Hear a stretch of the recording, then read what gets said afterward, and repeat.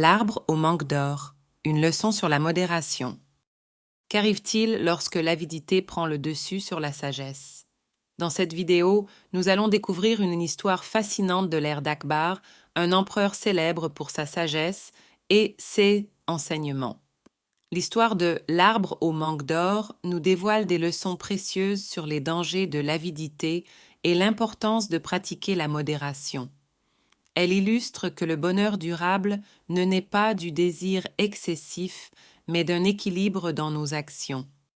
Cette fable permet à chacun, et en particulier aux élèves comme vous, de réfléchir à ses propres choix et à leurs conséquences. Écoutez attentivement, car cette histoire pourrait bien changer votre façon de percevoir les notions de partage, de contrôle de soi et de bonheur. Un jour, un fermier humble fit une découverte inattendue et extraordinaire, un manguier qui produisait des fruits dorés. Fasciné, il décida d'en informer directement l'empereur Akbar. Mais ce n'était pas un simple arbre magique. Le fermier avertit Akbar qu'il y avait une particularité inquiétante, l'arbre punissait quiconque était motivé par la cupidité. Intrigué par cette révélation, l'empereur décida de se rendre sur place avec son conseiller de confiance, Birbal, et quelques ministres de sa cour. L'idée d'un arbre doté de pouvoirs mystérieux éveilla la curiosité, mais également une certaine prudence chez Akbar et Birbal.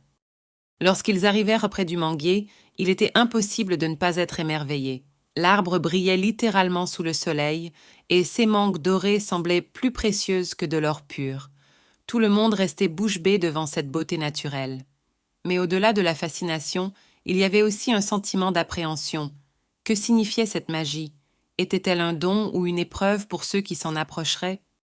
Akbar, étant un empereur sage, prit le temps d'observer l'arbre en silence. Birbal, toujours vigilant, conseilla à tous de réfléchir avant d'agir, car les récits du fermier laissaient entendre que cet arbre testait les cœurs humains. Avec précaution, Akbar décida de goûter une seule mangue. Il tendit la main, en prit une, et la mangea lentement. Chaque bouchée était un délice, et il ne pouvait nier que ces fruits étaient tout à fait uniques. Mais il se contenta d'un seul fruit, se souvenant de l'avertissement sur les risques de l'excès. Birbal, fidèle à ses habitudes, approuva la décision d'Akbar. Il expliqua que souvent, une simplicité et une modération bien choisies mènent à une satisfaction durable. Akbar, rassasié et apaisé, n'éprouva aucune envie d'en prendre davantage. Cependant, tout le monde ne fit pas preuve de la même sagesse. L'un des ministres, attiré par l'idée de posséder ces fruits précieux, se laissa envahir par la cupidité. Ignorant totalement les avertissements, il cueillit frénétiquement plusieurs mangues, remplissant ses bras comme si ces fruits étaient une promesse d'immense richesse. Son comportement ne laissait aucune place à la réflexion ni au respect des conseils donnés. La pensée du gain personnel éteignit toute considération du danger que l'arbre pouvait représenter. Mais l'arbre, fidèle à sa nature magique, ne toléra pas un tel acte d'avidité. Alors que le ministre quittait fièrement l'arbre avec sa récolte dorée, un événement surprenant et terrifiant se produisit. Toutes les mangues qu'il avait prises se transformèrent instantanément en poussière sous ses yeux stupéfaits. Pire encore, l'or qu'il possédait auparavant se changea également en poussière, laissant le ministre impuissant et démuni. Le message était clair. L'avidité peut vous faire perdre tout ce que vous avez. Ce moment fut un choc non seulement pour le ministre, mais également pour les autres membres de la cour qui observaient toute la scène.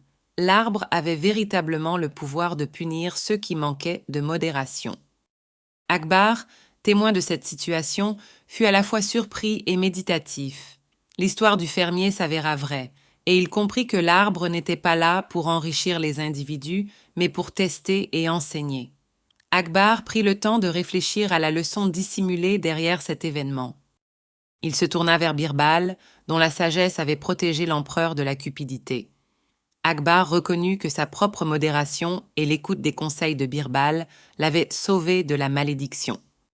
Plutôt que d'abandonner l'arbre ou de l'interdire à cause du danger qu'il représentait, Akbar prit une décision noble. Il déclara que les fruits de l'arbre ne devaient pas appartenir à une seule personne ou à un groupe restreint. Ils devraient être utilisés pour le bénéfice de toute la communauté. Ainsi, il transforma un arbre qui punissait en un outil de générosité qui servirait à nourrir et aider les habitants de son royaume. Cette décision montrait qu'en partageant des ressources, on pouvait éviter la tentation de la cupidité et favoriser le bonheur collectif. Birbal, en concluant cet épisode extraordinaire, rappela une vérité simple mais essentielle. L'avidité détruit tout, même les plus belles opportunités ou bénédictions. Il souligna que la modération est la clé pour mener une vie heureuse et équilibrée. Avec des mots justes, il inspira Akbar et tout son entourage à choisir la voie de la sagesse et de la retenue. Ce moment de sagesse fut une belle leçon pour tous les témoins et pour nous maintenant.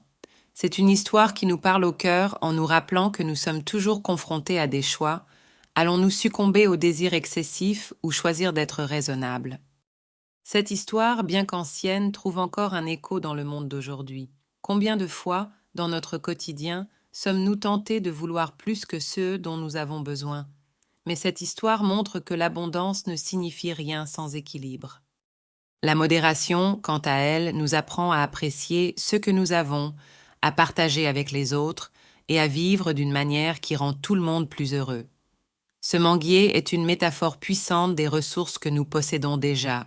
Elles doivent être utilisées judicieusement pour créer du bien-être pour tous. Alors, chers élèves, que retenez-vous de cette belle histoire? Dans vos actions quotidiennes, réfléchissez. Êtes-vous parfois comme ce ministre avide ou suivez-vous l'exemple d'Akbar, sage et modéré? Pensez aux nombreuses occasions où vous avez le choix entre prendre plus que nécessaire ou partager avec vos proches et amis. Prenez le temps de pratiquer la modération. Cette qualité, bien que simple, porte en elle un immense pouvoir. Comme nous l'enseigne cette fable, l'avidité finit toujours par tout détruire, mais la générosité et la réflexion construisent des vies pleines de bonheur.